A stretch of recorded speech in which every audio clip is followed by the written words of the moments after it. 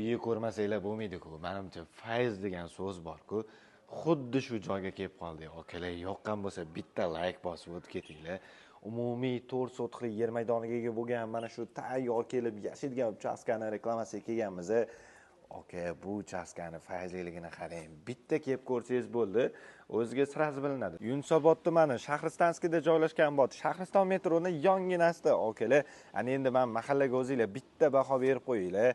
Keng, fayzli, tinch mahalla, tubik mahallada joylashgan, ko'chalar asfalt bo'lgan, mahallada gaz, svet, suv, kanalizatsiya umuman muammosi bo'lgan joylarda uchastkamiz fasadini ko'ryapsizlarmi, akalar?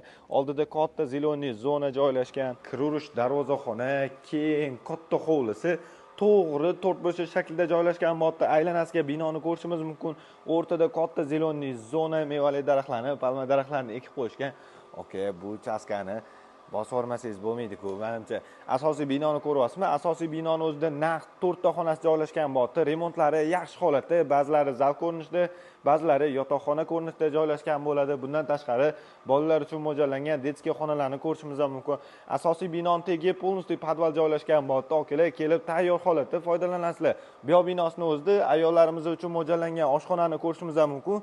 Полностью komplekt holatda mebel, texnika jihozlar bilan uning yonginasida xonadonimiz uchun umumiy sanuzul va pastdagi binoni o'zida ham 3 ta xonalar joylashgan bo'ldi. Remontlari o'rtacha holatda, bu yerda ham alohida sanuzullar joylashgan. Narxini egalari o'zaro savdolashamiz deysizda, pastda egalar nomerini qoldiraman. O'zingizlar bemalol savdolashib olsanglar bo'ladi, kelishtirib bera olamiz deb aytishdi.